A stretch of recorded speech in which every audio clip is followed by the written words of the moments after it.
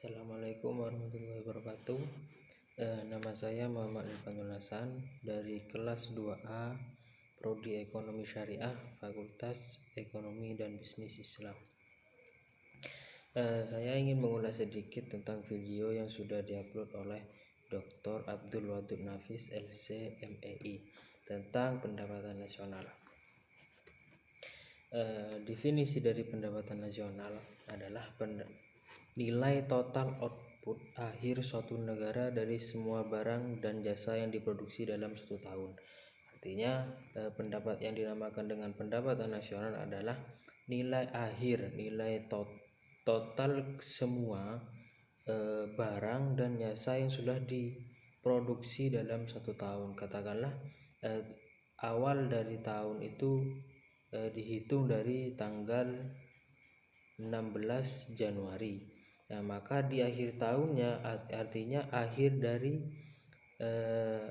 tahun itu, katakanlah tanggal 16 Januari 2019, maka di akhir tahunnya itu pada tanggal 15 Januari 2020.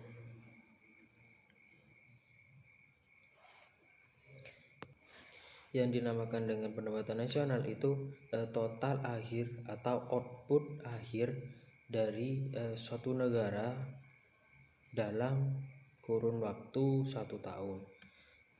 Dan konsep dari pendapatan nasional itu ada 6.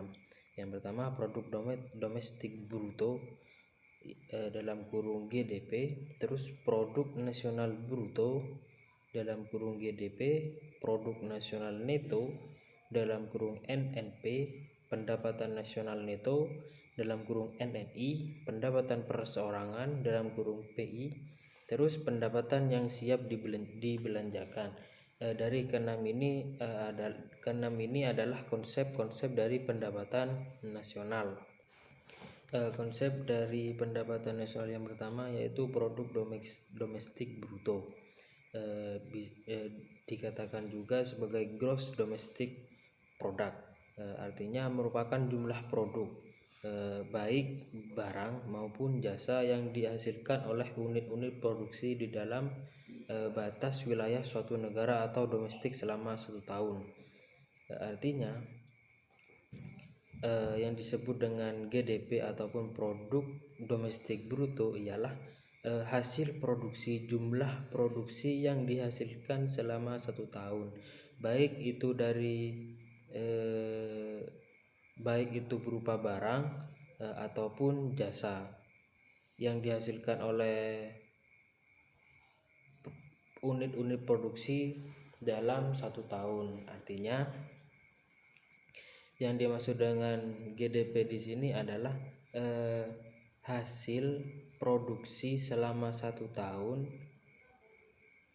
produksi yang dihasilkan oleh unit-unit produsen selama satu tahun.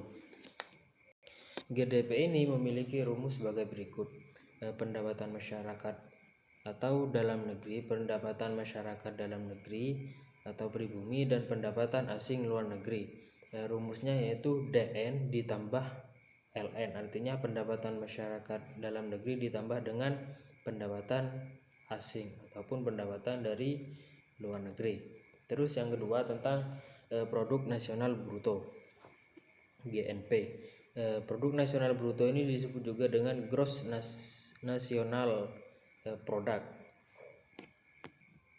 Untuk yang produk nasional bruto itu hampir sama dengan produk domestik bruto, artinya sama-sama yang dihitung adalah nilai produk itu baik barang maupun jasa. Akan tetapi jika yang produk domestik bruto itu lebih pada batas, artinya mempunyai batas wilayah suatu negara, artinya dalam satu negara. Jika yang produk nasional bruto itu tidak hanya dalam satu negara, artinya nilai produk baik barang maupun jasa yang dihasilkan oleh penduduk suatu negara, artinya entah penduduk itu ada dalam negeri maupun luar negeri, seperti halnya orang Indonesia itu yang bekerja di negara Vietnam ataupun di negara-negara lainnya. Maka yang dihitung oleh produk nasional bruto ini adalah keseluruhan. Dan cara menghitung GNP yaitu dirumuskan sebagai berikut. Pendapatan WNI/DN artinya pendapatan warga negara Indonesia dalam negeri ditambah dengan pendapatan warga Indonesia luar negeri, artinya pendapatan dari seorang orang Indonesia yang bekerja di luar negeri, itu dikurangi dengan pendapatan asing dalam negeri, artinya seperti halnya toko-toko ataupun perusahaan-perusahaan milik negara lain yang ada dalam Indonesia, yang ada di Indonesia. Dan yang selanjutnya yaitu produk nasional neto dalam kurung NNP. Produk nasional neto adalah produk nasional kotor GNP dikurangi penyusutan barang modal. Artinya NNP di sini adalah produk nasional kotor, artinya barang-barang yang di sini dijelaskan sebagai dirumuskan sebagai berikut. NNP adalah sama dengan GNP ataupun produk nasional kotor itu dikurangi dengan depresiasi penyusutan barang modal, artinya dikurangi dengan barang-barang yang sudah rusak ataupun sudah tidak layak pakai. Terus yang selanjutnya pendapatan nasional neto, yaitu pendapatan nasional yang dihitung menurut jumlah balas jasa yang diterima oleh masyarakat sebagai pemilik faktor produksi. Bisa dikatakan juga sebagai upah ataupun gaji yang sudah gaji dari kinerja ataupun dari tenaga kerja yang diberikan kepada perusahaan. Artinya yang dihitung dalam konsep NNI ini adalah bisa kita katakan jumlah balas jasa ataupun bisa kita katakan gaji ataupun upah. NNI itu bisa diketahui dengan NNP, dikurangi pajak tidak langsung. Apa yang dimaksud dengan pajak tidak langsung? Pajak tidak langsung adalah pajak yang bebannya dapat dialihkan kepada orang lain, kepada pihak lain, seperti halnya pajak hadiah ataupun pajak penjualan dan lain-lainnya. Itu yang dimaksud dengan pajak tidak langsung. Terus yang selanjutnya yaitu pendapatan perseorangan dalam kurung PI. Pendapatan perseorangan itu disebut juga dengan personal income. Adalah jumlah pendapatan yang diterima oleh setiap orang dalam masyarakat, termasuk pendapatan yang diperoleh tanpa melakukan kegiatan apapun. Misalnya gaji seorang karyawan kantoran maupun pendapatan wira swasta yang didapatkan secara berantai. Artinya pendapatan perseorangan di sini adalah jumlah pendapatan yang diterima, baik yang diterima oleh setiap orang, artinya setiap masyarakat, setiap individu, baik itu diperoleh dengan kegiatan kerja ataupun tidak melakukan kinerja. Misalnya yang tidak melakukan kegiatan apapun seperti gaji PNS ataupun gaji seorang, ya di sini disebutkan sebagai gaji seorang karyawan kantoran, maupun pendapatan wira swasta yang didapatkan secara berantai, artinya seperti perdagangan. PI di sini atau pendapatan perseorangan ini bisa diketahui dengan NNI atau pendapatan nasional neto dikurangi pajak perusahaan, dikurangi iuran dan laba ditahan atau transfer payment. Transfer payment di sini adalah penerimaan yang bukan merupakan balas jasa produksi, melainkan diambil sebagian dari pendapatan nasional tahun lalu, seperti pembayaran dana pensiunan, tunjangan pengangguran dan sebagainya. Terus yang selanjutnya yaitu disposable income, artinya pendapatan yang siap untuk dimanfaatkan guna membeli barang dan jasa konsumsi, selebihnya menjadi tabungan yang disalurkan menjadi investasi. Maksudnya adalah pendapatan sisa dari semua yang sudah dihitung itu hasil dari pendapatannya itu sudah siap digunakan untuk membeli barang ataupun membeli jasa yang dibutuhkan, dan selebihnya atau sisa dari pendapatan yang sudah dipergunakan itu ditabung dan dijadikan sebagai investasi. Disposable income ini bisa diketahui dengan PI ataupun pendapatan perseorangan itu dikurangi dengan pajak langsung. Pajak langsung adalah pajak yang bebannya tidak dapat dialihkan ataupun tidak dapat ditangguhkan kepada pihak lain seperti pajak pendapatan. Terus untuk yang selanjutnya, manfaat perhitungan pendapatan nasional. Manfaat-manfaat dari menghitung pendapatan nasional itu ada 9. Yang pertama, mengetahui tingkat kemakmuran suatu negara. Artinya kita bisa mengetahui tingkat kemakmuran dari suatu negara. Mengetahuinya dari mana? Dengan menghitung pendapatan nasional. Terus yang kedua, mengevaluasi kinerja perekonomian dalam skala tertentu. Artinya kita bisa mengevaluasi ataupun kita bisa belajar dari kinerja perekonomian dalam skala tertentu. Apa sih yang kurang dari kinerja perekonomian dalam skala tertentu. Dan yang ketiga, mengukur perubahan perekonomian suatu negara secara berkala. Artinya kita bisa mengetahui tingkat perekonomian ataupun perubahan perekonomian dari tahun ke tahun, dari periode ke periode yang lain. Terus yang keempat, memudahkan dalam membandingkan kinerja ekonomi dari setiap sektor. Artinya kita bisa mengetahui dari sektor pangan ataupun nanti dari sektor yang lain, itu kita bisa membandingkan hasil kinerja ataupun hasil pendapatannya selama 1 tahun. Terus yang kelima, sebagai indikator kualitas hidup masyarakat di suatu negara. Artinya pendapatan nasional itu manfaatnya kita bisa mengetahui kualitas hidup masyarakat. Artinya kehidupan masyarakat biasanya itu seperti apa, kehidupan masyarakat pada suatu negara itu biasanya seperti apa, perekonomiannya itu bagaimana.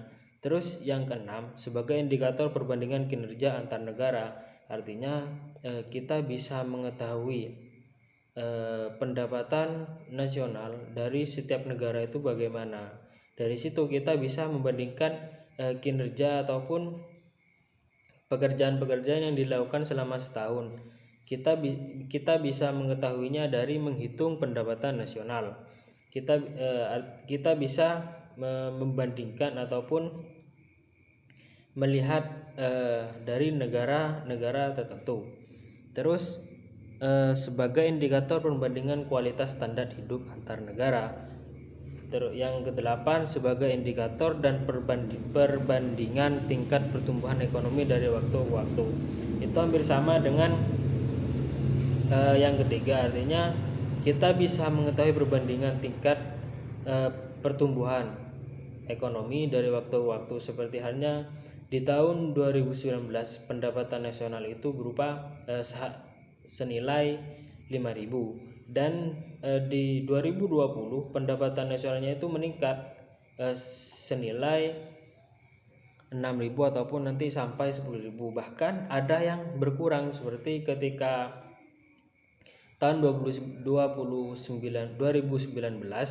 itu pendapatan nasional senilai 5.000, dan di tahun 2020 pendapatan nasional itu senilai 3.000. Itu yang terakhir, sebagai indikator dan perbandingan pertumbuhan ekonomi dan kekayaan dari suatu negara. Kita bisa melihat kekayaan suatu negara ataupun pendapatan dari suatu negara. Terus macam-macam metode perhitungan pendapatan nasional itu ada 3. Metode pendekatan nilai produksi, metode pendekatan pendapatan, dan metode pendekatan pengeluaran. Yang pertama, metode pendekatan nilai produksi itu menjumlah barang dan jasa yang diproduksi oleh seluruh usaha, baik itu BUMN maupun UMKM. Usaha baik itu BUMN maupun UMKM pada suatu negara dalam waktu setahun. Artinya menjumlah barang ataupun jasa yang sudah diproduksi selama setahun, baik itu dari BUMN, badan usaha milik negara, maupun dari UMKM. itu dihitung keseluruhan. Metode pendekatan nilai produksi itu merumuskan Y pendapatan nasional sama dengan harga barang ke satu dalam kurung harga barang ke satu dikalikan dengan jenis barang ke satu ditambah dengan harga barang kedua dikali dengan jenis barang kedua seterusnya. Terus nanti di akhirnya itu ditambah dengan harga barang ke N dan dikali dengan jenis barang ke N. Yang selanjutnya metode pendekatan pendapatan. Metode pendapatan di sini, pendapatan nasional adalah menghitung jumlah pendapatan dari berbagai faktor produksi yang memberi sumbangan terhadap proses produksi. Di sini dirumuskan sebagai berikut.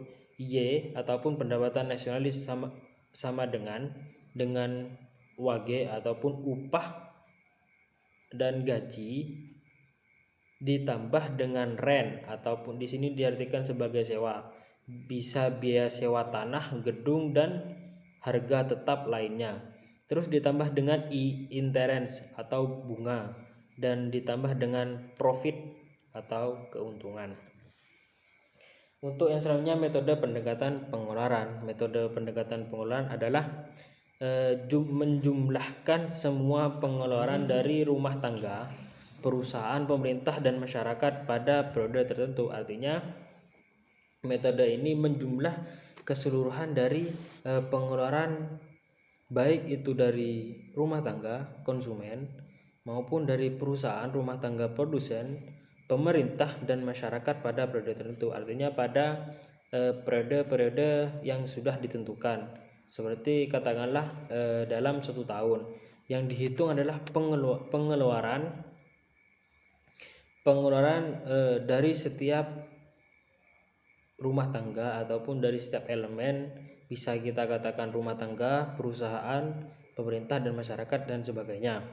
Di sini merumuskan Y pendapatan nasional sama dengan C konsumsi rumah tangga ditambah I investasi ditambah G government, di sini diartikan pengeluaran pemerintah ditambah dengan dalam kurung X ekspor dikurangi M impor. Artinya pendapatan nasionalnya itu antara konsumsi rumah tangga, terus investasi dan pengeluaran pemerintah itu di jumlah semua dan ditambah dan dijumlah dengan ekspor yang dikurangi dengan impor. Terus yang selanjutnya yaitu pendapatan nasional dalam perspektif ekonomi Islam. Pendapatan nasional menurut pandangan Islam itu seperti apa? Pendapatan nasional harus dapat mengukur penyebaran pendapatan individu rumah tangga. Artinya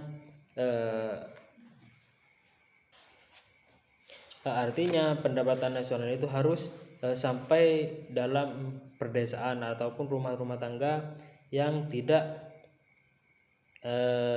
yang ada dalam perdesaan. Pendapatan nasional harus dapat mengukur produksi di sektor perdesaan.